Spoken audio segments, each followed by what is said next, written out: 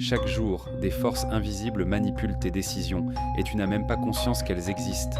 Tes choix, tes opinions et même ta vision du monde sont influencés par des mécanismes invisibles. Ton cerveau te trahit. Mais pourquoi? Et surtout, comment peux-tu reprendre le contrôle avant qu'il ne soit trop tard?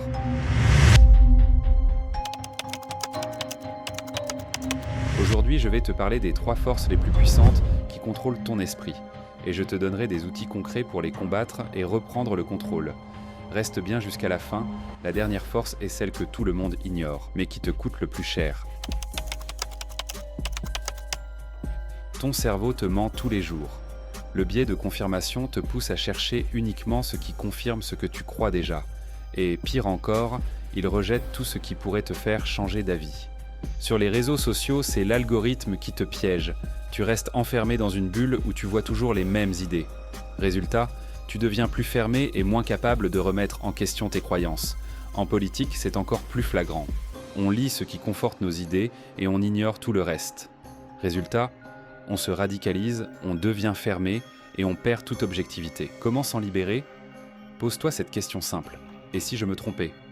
Va consulter des sources variées pour te faire une opinion équilibrée. Tu as déjà vu quelqu'un donner son avis avec une certitude absolue alors qu'il n'y connaît rien?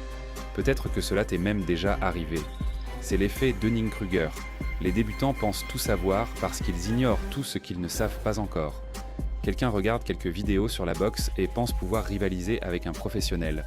Ou encore, un débutant en finance donne des conseils avec une confiance absolue après avoir regardé 2 vidéos YouTube. La réalité? Plus tu apprends, plus tu réalises à quel point tu en sais peu. Comment s'en libérer? Rappelle-toi que l'apprentissage est un chemin.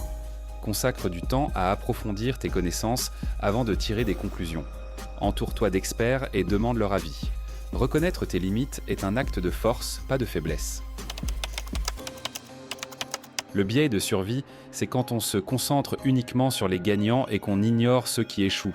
On parle toujours des réussites éclatantes comme celles d'Elon Musk ou de Jeff Bezos, mais on oublie les milliers d'entrepreneurs qui ont échoué en cours de route. Ce biais te fait croire que réussir est facile, mais ce n'est pas la réalité.